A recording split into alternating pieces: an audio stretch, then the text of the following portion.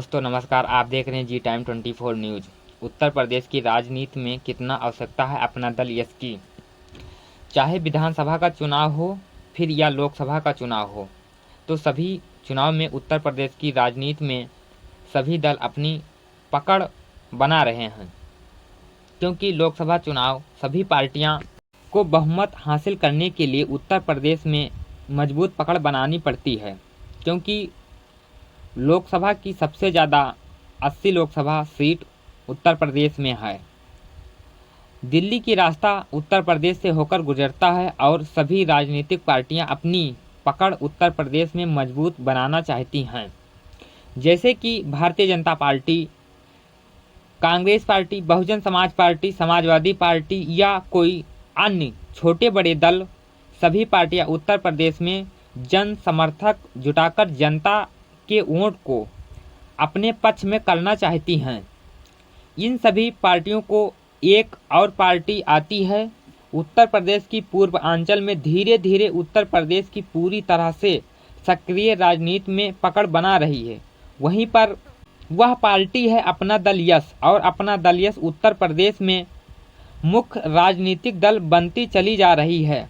अपना दल यश की स्थापना 4 नवंबर 1995 को डॉक्टर सोनेलाल पटेल, इंजीनियर बलहारी पटेल ने और कमेरा समाज की राजनीति चेतना जगाने वाले सामाजिक समर्थक में इंजीनियर बलहारी पटेल जी।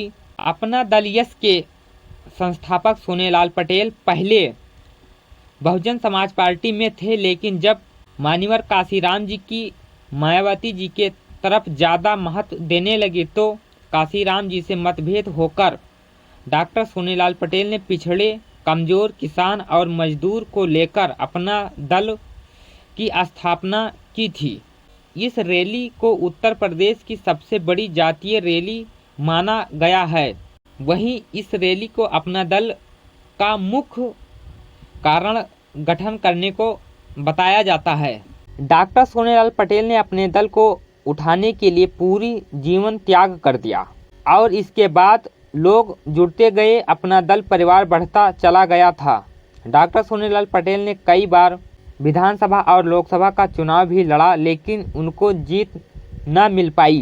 पूर्वांचल की सबसे हार्ड सीट फूलपुर, जहां पर बड़े दिग्गज नेता चुनाव लड़ रहे थे। देश के प्रथम प्रधानमंत्री पंडित जवाहरलाल नेहरू, राम मनोहर लोहिया, काशीराम, ज्ञानेश्वर मिश्र चुनाव लड़ रहे थे। वहीं लोकसभा सीट पर डॉक्टर सोनेलाल पटेल प्रसन्न थी। उन्होंने फूलपुर लोकसभा सीट से 5 बार चुनाव लड़े थे, लेकिन चुनाव एक बार भी नहीं जीत पाए थे। 2009 का लोकसभा चुनाव उनके जीवन का आखिरी चुनाव था। 2009 में लोकसभा के चुनाव में तीसरे नंबर पर थे, लेकिन कुछ दिन बाद 17 नवंबर दीपावली के दिन उनका निधन हो गया। उसके बाद निधन के बाद कुछ दिन उनकी पत्नी कृष्णा पटेल राष्ट्रीय अध्यक्ष बनी थी।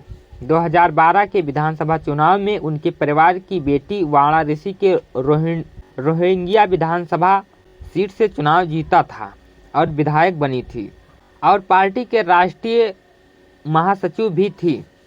जिसके बाद कृष्णा पटेल ने अपनी बड़ी बेटी राष्ट्रीय उपाध्यक्ष बनाया था।